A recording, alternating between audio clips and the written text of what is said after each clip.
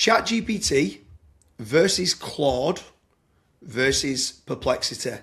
Today I'm joined with Dennis Yu, who's done a lot of split testing between the different LLMs. He works for a lot of different contractors in getting knowledge panels, improving local SEO, maps, rankings, and doing almost everything related to digital marketing. So today, because I've seen you doing this test in depth with regards to the pricing, the context window, and what works best, when you're doing the comparison between ChatGPT, Claude, and Perplexity, which one comes out on top and why? Well, let me show you, James. I'm going to share my screen, which I see very few people actually doing. So rather than like give you an opinion, let me show you what's going on. So we spoke earlier how ChatGPT has this Atlas browser you can see here, right? So Atlas is a Chromium browser. So as I'm doing stuff like I'm making Facebook posts or I'm working, there's my calendar with meetings. We have a dashboard of different sites and whatnot. And I ask it to do stuff, right? And what happens is this little window on the side, like here we're chatting in LinkedIn, I can open up this window on the side and tell it to do different things, right? All kinds of stuff. And if it's got access to my Google Photos and my email and whatever, it can do all these different things, which is awesome. My buddy who's basically almost a professional athlete, yeah, here, I said, how do we make his site better? Because it built the site, right? And it did a great job. Gathered all his videos, repurposed them, right? And I constantly say, okay, what else? And I speak to it. And then, do I want, do it or not? And in agent mode, it does it. And I've spent about $20,000 in the last 6 months burning credits on ChatGPT via Atlas because of agent mode. Sometimes I go into pro mode where when you first start a new project, you often want to go into pro. And that basically costs you about $1.50 in tokens. And you can see the way the agent operates when you get the glistening dots is it then starts to do different things and it starts to open tabs and it starts to do work if it has the access and if you're clear about how you want to do stuff, right? So this has been, I think, very good for the last 7 months or so. And so I was very loyal to ChatGPT, even though I was burning $3,000-$4,000 a month, right? So then Claude, and I'm one of those who are like, I don't want to do the Claude thing because I got too many things going on. Now do you see how many tabs I have open? Yeah.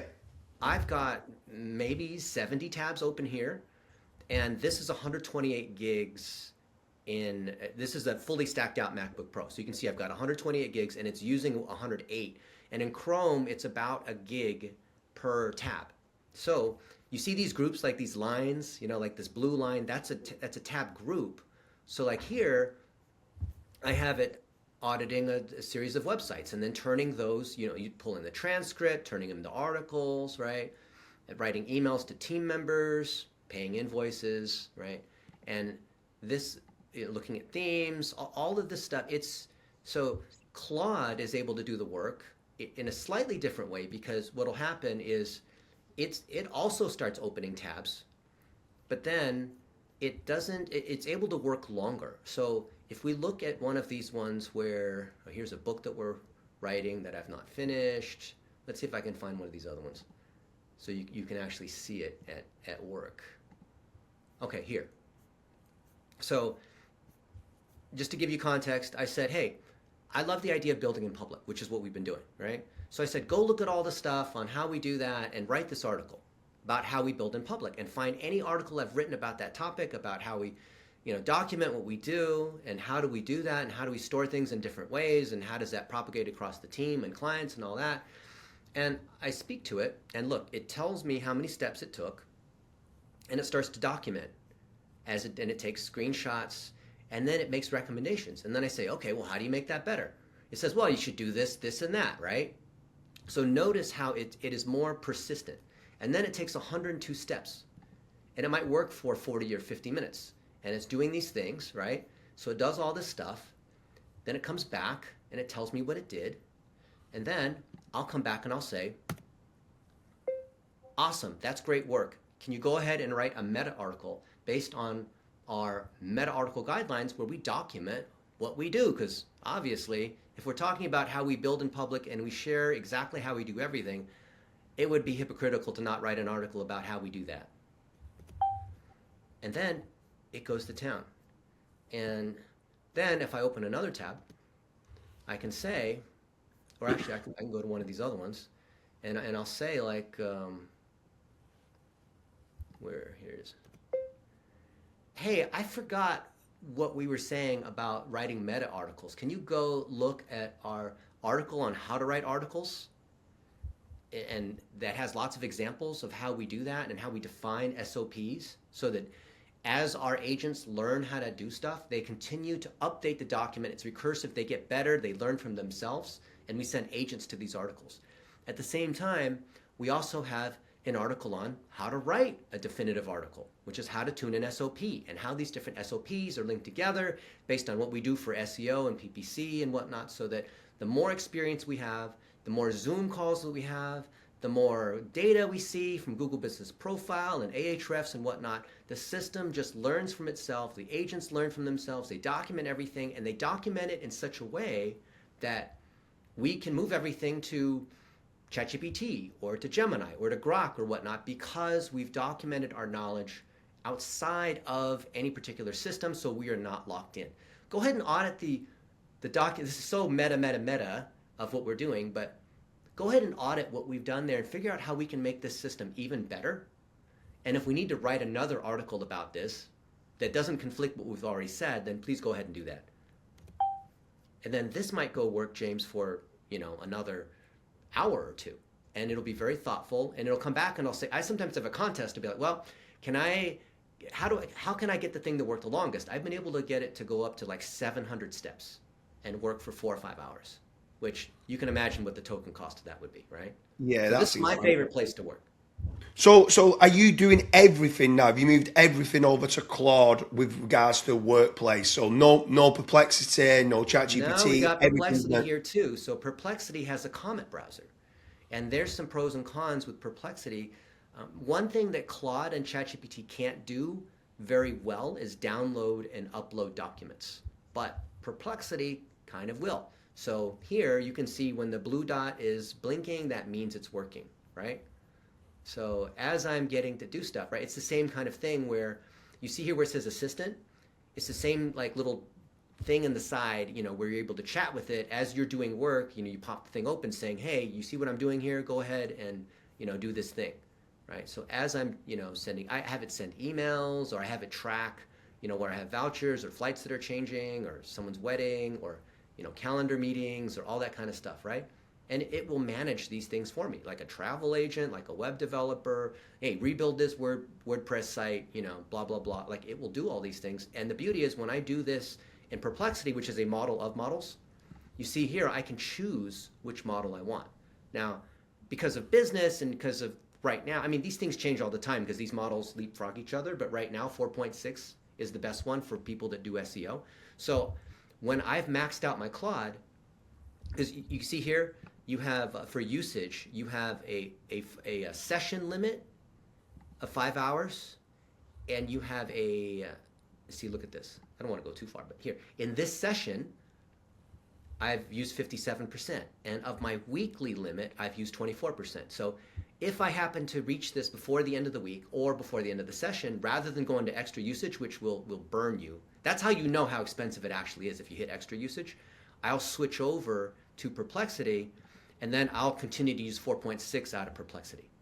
So that's how I'm probably burning $50,000 a month in tokens, and I'm still paying $400, $500 a month in total. I am just like, I'm the guy who goes to the buffet and just eats steak and lobster.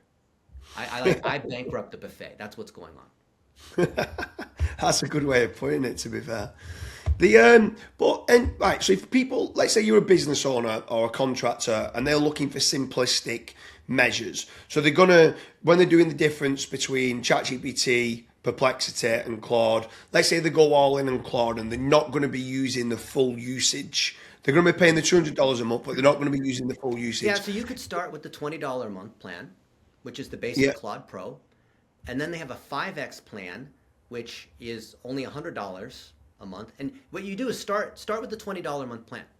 And if you run out of credits, move up to the $100 plan, and then move up to the 20X plan, which is their biggest individual plan, which gives you 20 times the credits as the regular Claude Pro. And that's the $200 a month one, and if you're able to use that up, and a lot of my friends that I've gotten on, like they've lost sleep. Like I look at them like, Dennis, damn you, I stayed up till 3 a.m. because of what you showed me because it was so good, and I, now I'm hooked, and which is great. We're hooking people on the good drugs, but yeah, just start out there, and if you like it, and there's like start out with things that are repetitive and are well defined in your agency, right? Things that you don't like to do but you need to do, like sending out weekly reports or pulling data together, or like whatever, auditing websites, like stuff that if you have if you've done it before, you can upload all your previous examples, or if you have a project management system like we do via Basecamp.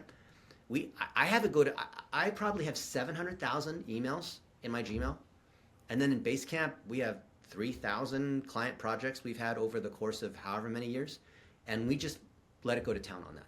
And there's so much work that can be done. So now you're just thinking, anytime you have an idea, this is how my life has changed, James. Anytime there's something I want to do, all I need to do is think of it and just get it done. I don't even have to worry about prioritizing. I just do it. Yeah, that's crazy. And with regards to like simplicity of, let's say, repurposing content or social media, how easy is it for someone to be pre-logged in, let's say, to the Twitter, the LinkedIn, and all the others, and then just have it each day going posting on there, posting photos Super easy. In fact, I'll just show you. So do you want me to use ChatGPT or Claude or Perplexity? Use Claude. Claude. Okay. So Claude inside Chrome, which is where I am now. Let's just say, I'll do a search here.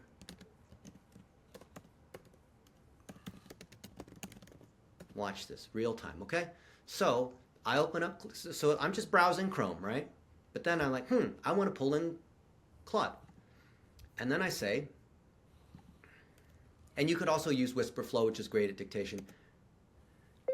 James Dooley and I have made a lot of content, as you can see here, and it's been on YouTube and it's being partially repurposed, but I know that we can repurpose things multiple ways, because it can be, from my point of view, the same content can be repurposed from his point of view, my point of view. So I want you to write multiple blog posts, you choose, on content that he and I have written together, because we're helping SEOs and agencies and digital marketing folks be able to stay on top of the latest trends. And right now we're talking about the differences between Claude and ChatGPT and Perplexity and Grok and Gemini and whatnot. And I want you to write an article that fits, that meets our Blitz metrics article guidelines. So for example, embed the YouTube videos, choose proper categories and tags inside WordPress, yada yada, all that stuff that you know that you need to do. Go ahead and do that and make it better. Like pull out the key quotes. If you need to create a diagram explaining a concept just to make it visually easier instead of just a bunch of text, go ahead and do that. You don't need my permission.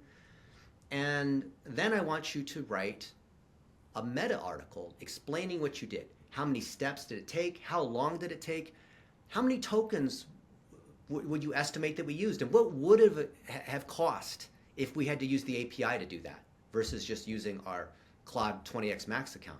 And then estimate how many hours a human would have had to do that, whether it was a VA from the Philippines or a staff member in London. And do that thoroughly, because so you're going to publish a number of these articles that are repurposing what we've already made.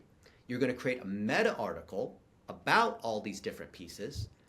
Then I want you to cut out some of these snippets, and I want you to post on my Facebook and my LinkedIn about what we did here. And then I want you to go into my LinkedIn and send a message to James explaining what we did in detail.